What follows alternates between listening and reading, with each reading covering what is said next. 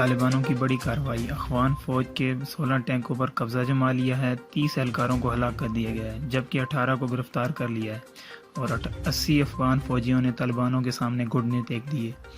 طالبان ترجمان کے مطابق الفتح آپریشن کے سلسلہ میں ایک ہی دن میں 5 صوبوں میں حملے کیے۔ طالبانوں نے بھارت کے سفارت خانے اور قونصل خانوں پر اپنے کنٹرول جما لیے ہیں، یہاں تک کہ بھارت کے 600 کے قریب فوجی افغانستان سے دم دبا کر بھاگ کھڑے ہوئے۔ طالبانوں کی بڑی کارروائیوں کے باعث اس وقت افغانستان میدان جنگ کے مناظر پیش کر رہا ہے۔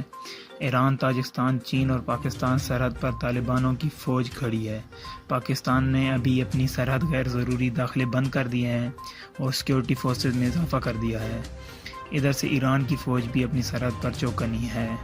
تاجکستان کے 1.5 لاکھ فوجی تعینات ہیں کیونکہ افغان فورسز طالبانوں کے سامنے سر تسلیم خم کر چکی ہے۔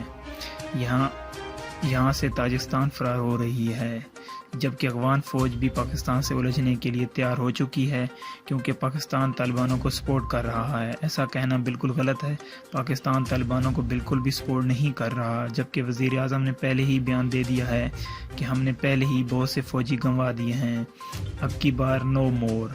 اس کے علاوہ پاکستان کبھی بھی افغان فوج کے خلاف کھڑا نہیں ہو سکتا اور امریکہ کو ایبسولوٹلی ناٹ کہہ کر اس بات کی تصدیق پہلے ہی کر دی ہے کہ پاکستان امن کے ساتھ ہے۔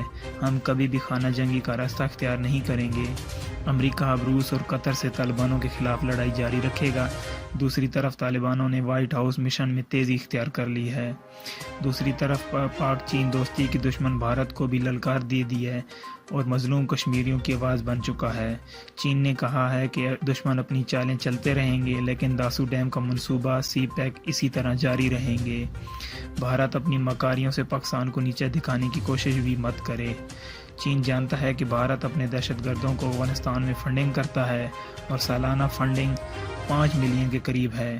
اس کے علاوہ بھارت چوہے پاکستان میں بھی موجود ہیں جو کہ سی پیک اور داسو ڈیم کی جاسوسی میں لگے ہوئے ہیں۔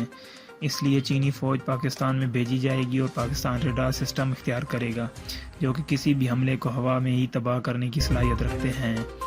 بھارت کو خوف کے باعث 50 ٹرک دیا ہے، یہاں تک کہ بھارتی فورسز بھارت میں گھس گئی ہیں۔